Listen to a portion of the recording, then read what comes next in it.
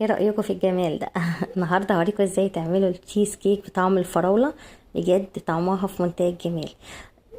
طعم الفراولة بجد ظاهر فيها جدا. طبعا احنا اكيد في موسم الفراولة، يعني احنا مش هنحتاج اي منكهات صناعية خالص، ولا هنحتاج اي حاجة صناعية هنضيفها عليه. يعني كل حاجة احنا ضفناها كلها حاجات فريش كلها. فالنهاردة هوريكم ازاي تعملوها بكل سهولة، وهتطلع معاكم ناجحة جدا، وهيطلع معاكم طعمها احلى بكتير ما انتوا بتشتروها من بره. يعني انا عارفه ان الشيز كيك بيتباع غالي جدا، يعني واحده زي الشيز كيك ديت او بالحجم ده اكيد هتكون سعرها غالي جدا، وطبعا اكيد مش هيطلع طعمها حلو زي ما انتوا هتعملوها في البيت. النهارده هوريكم ازاي تعملوها وهتطلع معاكم ناجحه، وهتطلع معاكم جميله جدا، احلى كمان من اللي بتتباع بره. بس اهم حاجه قبل ما نبدا الفيديو ما تنسوش الاشتراك في القناه واللايك والشير لو عجبكم الفيديو. هنا اول خطوه دايما بحب ابتدي بيها ان انا بحضر الصينيه في الاول، صينيه التشيز كيك. بحضرها وبتكون جاهزه عشان اول ما ابتدي في التشيز كيك تكون الصينيه جاهزه ومستنيه التشيز كيك. هنا بدهنها قطعه زبده في الارضيه وفي الجوانب، علشان بس تساعد ان ورقه الزبده تلزق معايا بسهوله. الخطوه دي مهمه، لازم في الاول نحط ورقه زبده علشان لما نيجي نصب التشيز كيك يطلع معانا كده بسهوله، ويطلع معانا كده منظره حلو ومنظم، مفيش اي حاجة تتكسر منه. هنا الصينية اللي انا استعملتها دي كان مقاسها 26، هي كانت كبيرة شوية عن المقادير اللي انا استخدمتها. انتوا لو حابين التشيز كيك يطلع يعني مرتفع كده يكون عالي شوية، يبقى هتستخدموا صينية اقل من دي تكون مقاسها 22. هنا اول حاجة هنحضرها في الكريمة. هنا هستخدم 400 جرام من الفراولة. 400 جرام دول انا محتاجاهم علشان هضيفهم على الكريمة. هنا طبعا لازم نتأكد ان الفراولة غسلناها كويس وشلنا منها القطعة اللي هي بتبقى موجودة فوق. دول 400 جرام من الفراولة هركنهم على جنب لحد ما ابتدي في تحضير الكريمة.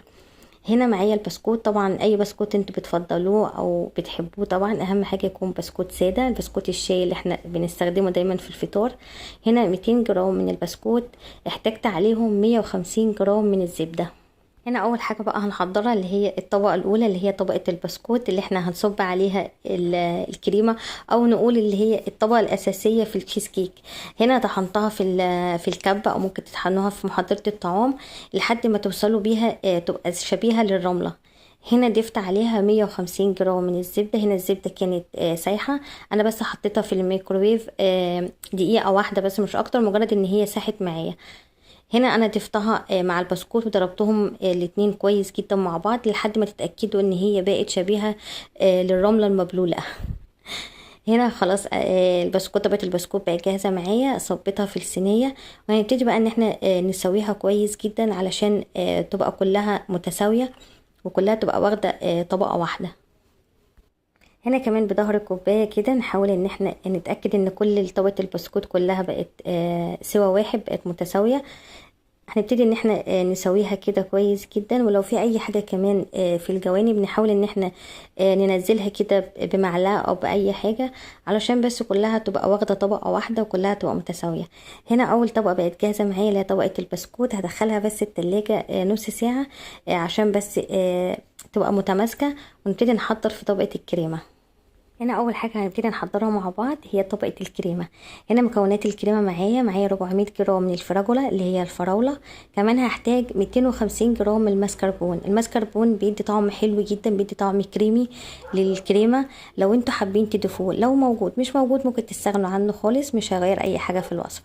كمان هحتاج 250 جرام من الجبنه الكريمي اللي هي جبنه بلاديفيا. ممكن كمان تستخدموا اي نوع جبنه بتحبوه او اي ماركه بتفضلوها، بس اهم حاجة لازم تكون جبنة كريمي. هنا كمان هستخدم 400 ملي من كريمة الخفق اللي هي كريمة الحلويات، هحتاج منها 400 ملي. كمان هزود 100 جرام من السكر. السكر هنا طبعا اختياري او ممكن حسب الذوق، لكن هنا زي ما انتوا عارفين ان الفراولة ما بتكونش مسكرة قوي، يعني بيكون نسبة السكر فيها قليلة، فهنحتاج بس ان احنا نضيف نص كوباية من السكر، يعني 100 جرام من السكر. كمان هحتاج جيلاتينا، عشان الجيلاتينا دي هي اللي هتخلي طبقة الكريمة متماسكة. دول 4 شرايح من الجيلاتينا، يعني كل شريحة من دي او كل قطعة من دي 2 جرام، يعني المجموع كله من الجيلاتينا 8 جرام.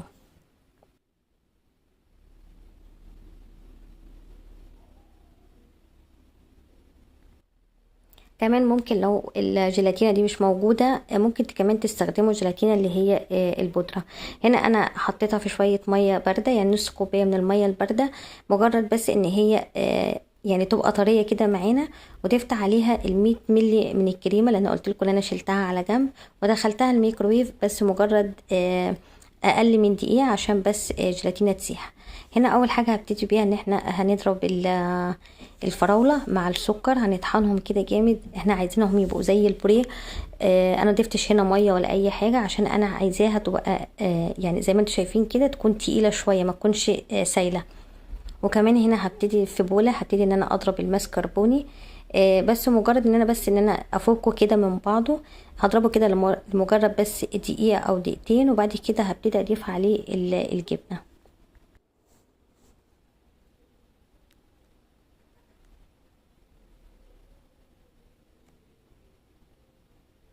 هنا كده خلاص الماسكربوني معايا بقى جاهز، هبتدي اضيف عليه الجبنه. ممكن كمان الخطوه دي لو حابين انتوا تعملوها في الكبه او محضره الطعام، ممكن تضيفوا كل المكونات مع بعض وتضربوهم كلهم مع بعض مره واحده. كده خلاص بقت جاهزه الجبنه مع الماسكربون. هنا برضو في بوله هبتدي اضيف الكريمه اللي هي كريمه الخفق. اهم حاجه لازم كريمه الخفق تكون طالعه من التلاجة، يعني لازم ندخلها التلاجة حوالي ساعتين عشان لما نيجي نضربها تتضرب معانا بسهوله، ما تكونش سايحه. لكن احنا لو استخدمناها وهي يعني درجه حراره المطبخ هتفك معاكم على طول، يعني هتبقى سايحه ومش هتتضرب معاكم كويس.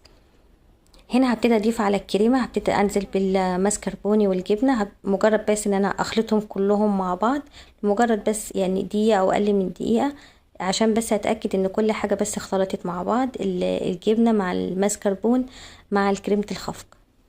اول بس ما تحسوا ان كل حاجه اختلطت مع بعض على طول هنوقف ضرب عشان الخليط معاكم او الكريمه ما ترجعش تاني تسيح.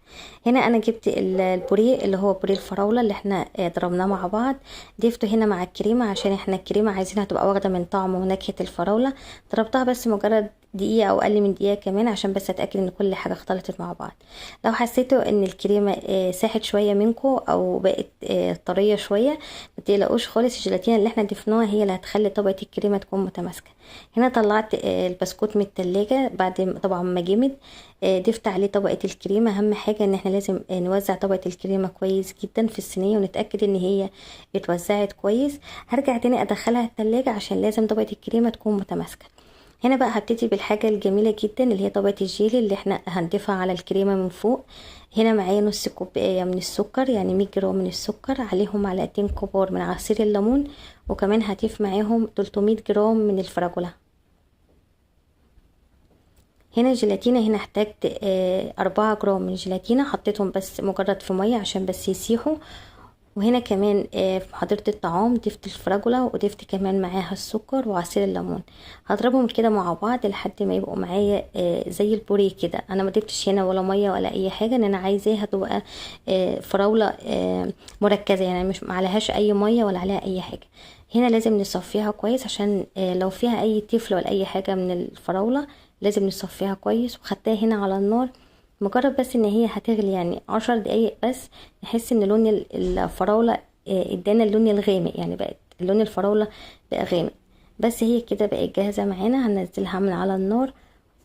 اهم حاجة بس تأكدوا ان هي غلت كويس وخدت اللون دوت، ان هي تبقى زي الفراولة اللي هي المركزة. ضفت عليها طبعا الجيلاتينة عشان الجيلاتينة هتسيح مع درجة حرارة الفراولة، وهدخلها التلاجة عشان تبرد قبل ما اصبها على طبقة الكريمة. شايفين بقى ايه رأيكم في الجمال ده؟ بصوا يعني طبقة فراولة مركزة زي الجيلي بالظبط، طبقة جيلي كده على الوش، بجد طعمها جميل جدا. لازم بقى اهم حاجة ندخلها التلاجة مش اقل من ساعتين 3 قبل طبعا ما نقدمها او ناكل منها، عشان تكون كل الطبقات كلها تكون متماسكة مع بعض. ده شكلها بجد، يعني مش قادره اقول لكم قد ايه فعلا هي كانت جميله. شكل وطعم بجد واخده طعم الفراوله، طعمها جميل جدا.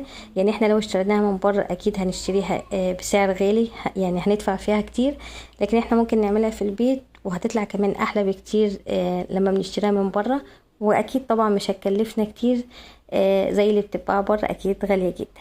اتمنى بجد ان فيديو النهارده يكون عجبكم، واتمنى ان التشيز كيك النهارده يكون عجبكم، وبألف هنا على كل اللي هيجربه، واشوفكم في فيديو جديد. باي باي.